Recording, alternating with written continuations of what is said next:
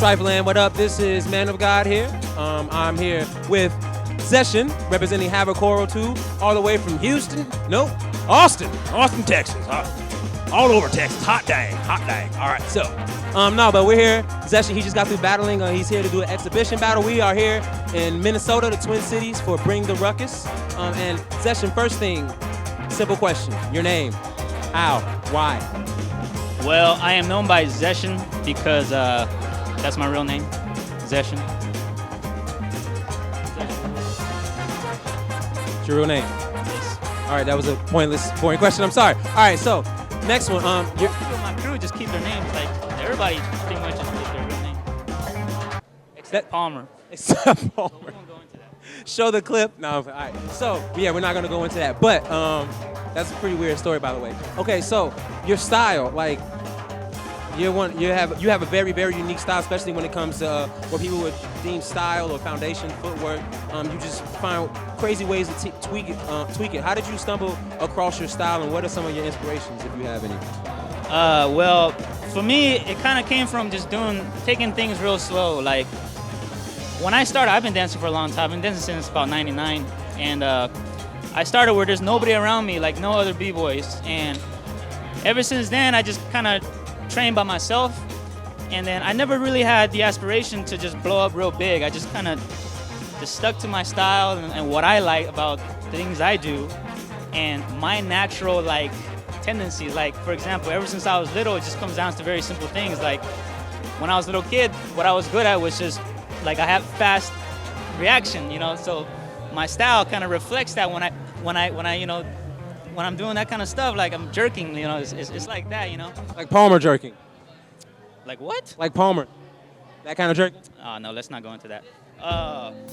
But as far as influences and inspirations, yeah, man, many people have influenced me, and you know, I can name all the OGs, of course, you know, like Ken Swift, whatever, Storm, like they've been big influences on me, but I want to give it up to my contemporaries too, you know, because a lot of kids don't do it these days, and I'm talking about like Lil Jon, Rudy Rex, my crew, everybody in my crew.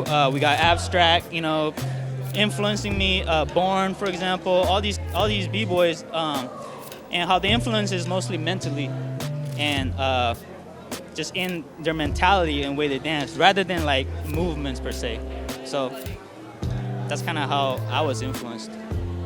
And you are of Chinese descent. You are Chinese. Am I correct? Yes. I know Chinese is a very general term to different ethnic groups in China, for those of you who don't know. But you're Chinese, and so are you first generation in America? Yes, I am. I was born in China. I left when I was 5 to move to Puerto Rico. I lived in San Juan for 4 years. That's where I get my Latin strut. And I moved to Houston when I was 9. And yeah, I first got into the States when I was 9 years old. Okay. So what is, in terms of, are there any cultural clashes between, not only generational, between you and your parents, your grandparents, some of your elders, but also culturally with the values that your family holds from China? Does that clash with you, like being a b-boy? Like, what does your family think about your breaking? You know, my family is kind of mixed.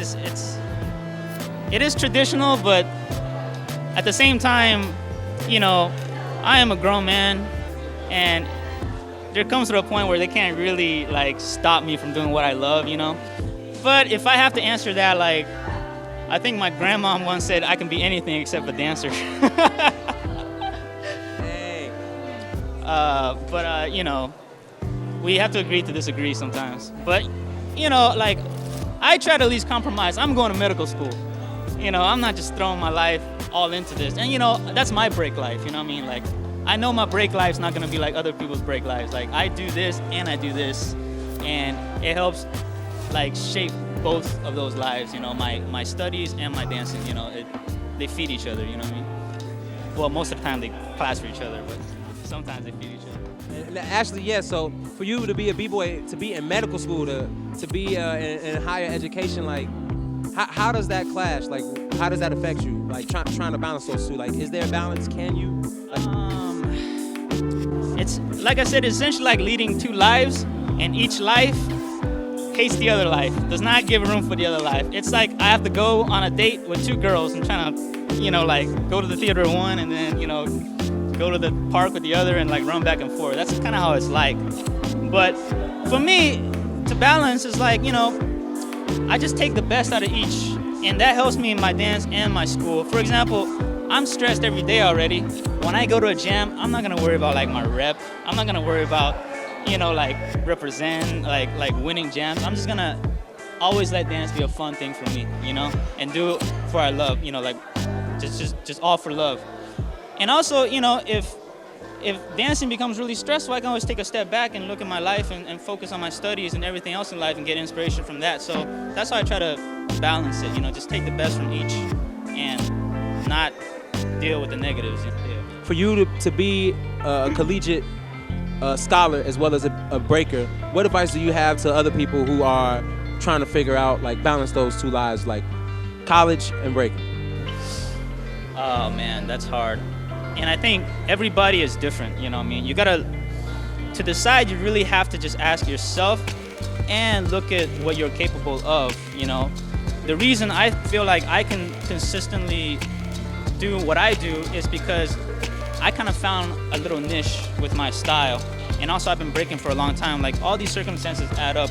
I know for some people it's just very hard for them. But for me, you know, like I don't do triple air chair to elbow flare. Like I don't need to train 8 or 9 hours a day working on like all that, you know. I'm not saying that's a good thing. Like that could be a room for improvement, you know, of course.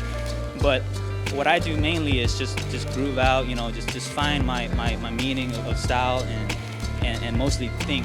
And that kind of goes hand in hand with my schedules, you know.